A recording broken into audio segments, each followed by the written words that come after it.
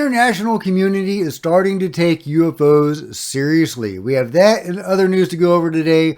So get in here. This is Jack with Cosmic Road. I talk about UFOs and the paranormal. Please hit like, please subscribe, share on social media, and let me know what you think in the comments below. Okay, let's just get right to it.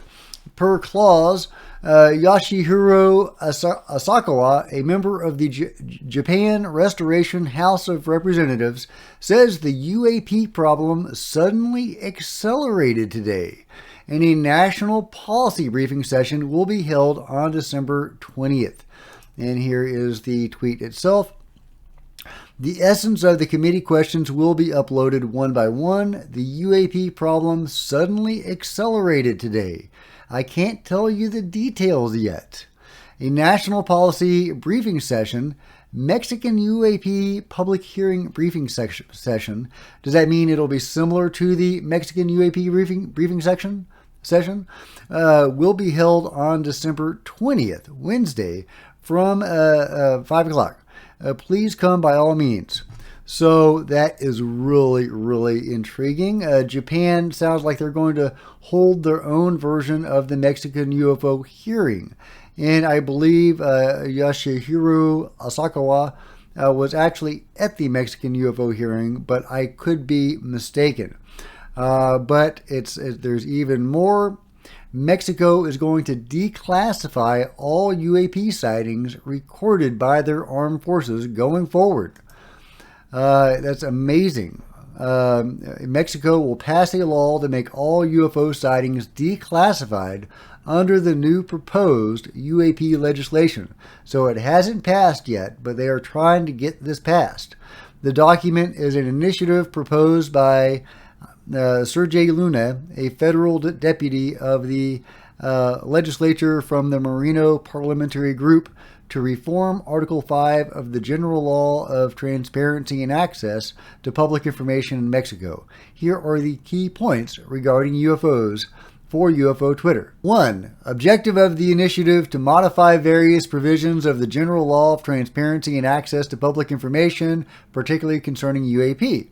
Rationale for reform emphasizes the importance of transparency and access to public information. Advocates for the declassification and sharing of information related to UAPs to improve transparency and access to information. Notes that many pilots, both Mexican and foreign, have reported encounters with UAP. References instances where the Mexican government and defense agencies acknowledged the existence of UAPs. 3. Proposed changes to the law. The reform aims to ensure that information related to UAPs is not classified and is accessible to the public. The initiative suggests that no information regarding UAPs known to any branch of the federal executive power should be classified under any circumstances. Wow, not even national security circumstances. That's insane. That's amazing. America could take a lesson from that. The people need to know what's going on. It also stipulates that no one shall be subjected to judicial or administrative inquisition for exercising the right to access information. Wow, so no pushback from the control group in Mexico, according to this. At least that's the goal. The initiative for implementation and effectiveness, the initiative also includes a transitional provision stating that the decree shall come into effect the day after its publication in the official Gazette of the Federation. 5. Contextual information. The document provides background information and previous acknowledgments by government entities about UAPs. It also discusses the need to align with global events and contribute to the understanding of anomalous phenomena. Very interesting. This initiative reflects a move toward greater transparency in government affairs, particularly in areas that are typically shrouded in secrecy, like UAP. And you can read more about it there if you would like. Fascinating stuff. Japan is starting to take UAP seriously, at least in a public way. Who knows what they've been doing behind closed doors. And Mexico is now going to declassify all its UFO documents. At least if this legislation passes, Fingers crossed. Meanwhile, Mexico is going to hold a ufology World Congress on December 2nd. This is going to be a streaming event. Of course, Jaime Maussan is going to be there. You couldn't keep him away. And Michio Kaku, who apparently is an ally of Jaime, is also going to be there. So, my eyes will be glued to the screen come December 2nd. Now, Michio was said to have been open to receiving DNA from the Nazca mummies and to be giving it to his colleagues. I don't know if that has taken place yet or what their results were, or will be, but I am hoping that maybe he will discuss that on December 2nd. But we will see. Either way, it's going to be fascinating. Things are hopping in Mexico. Unfortunately, things are still happening in Peru. People are still being attacked, and now there's evidence of directed energy weapons being used against people. And this is going to be a little shocking, so you may not want to look at it, but this is a man that apparently has been hit by a directed energy weapon, and they are attempting to revive him. I'm not going to show too much of that. Directed energy weapons are being used in Peru to instantly stop people's hearts, and they do not leave any physical burn mark. No human has made this technology yet. It is a fact. This is so serious it is recognized as a breach of international law. If it were human, right? Aliens probably don't operate by the international law.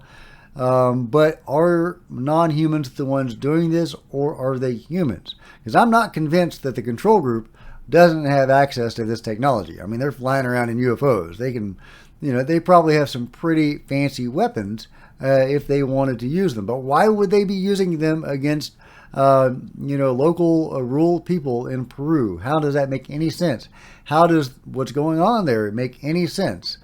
It does appear, based on the account of Talia, that there is face peeling involved, unless that was a deliberate subterfuge by the attackers, the assailants, to make people think that face peeling was a thing, and they never intended to carry it out. They always intended to get caught.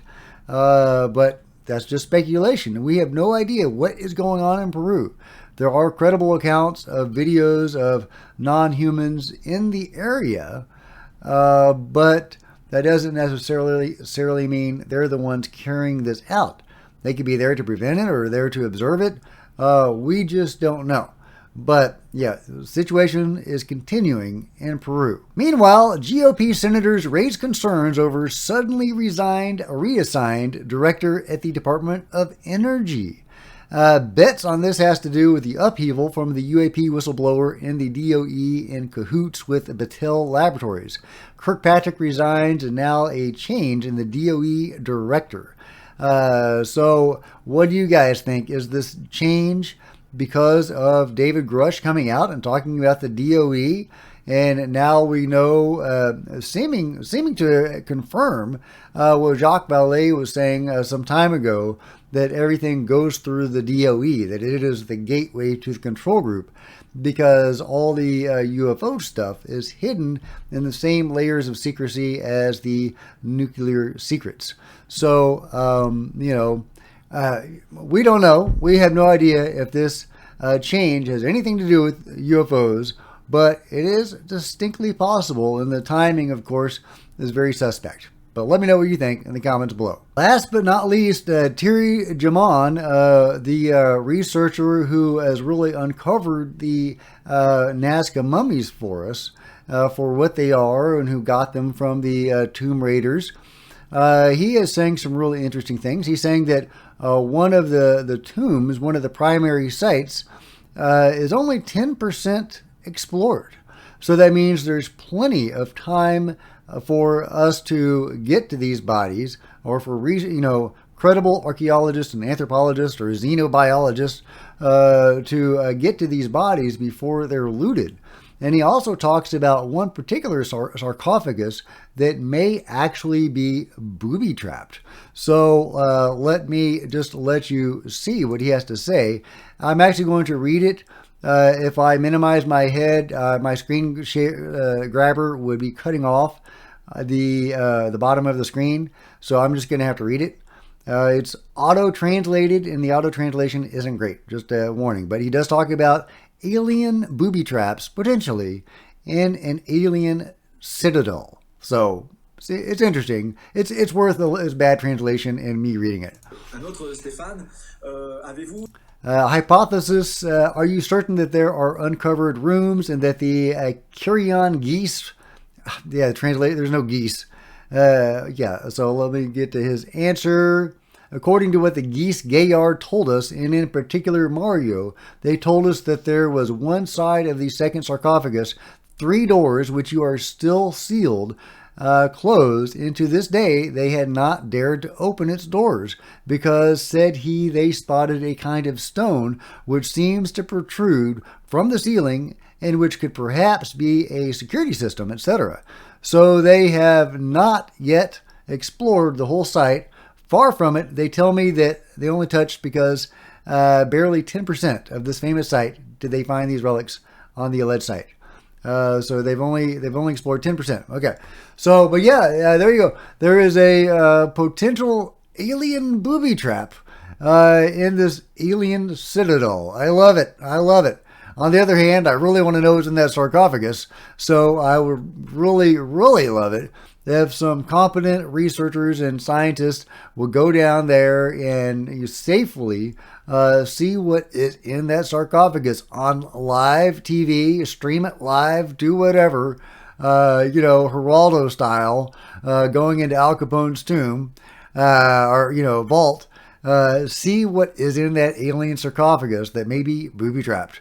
But let me know what you think about this story and all the other news items today. And if you've enjoyed this video, please give me a big thumbs up. I sure would appreciate it. Smash the like button and the subscribe button and the bell to be notified of future videos. You don't want to miss a thing. Join me on social media. There's Facebook and Twitter links below. Love to see you guys there.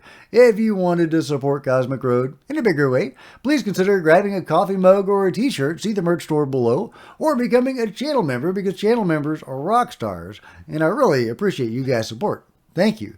Meanwhile, there are plenty of other videos to check out on the channel. I'll see you guys next time. This is Jack with Cosmic Road, signing out.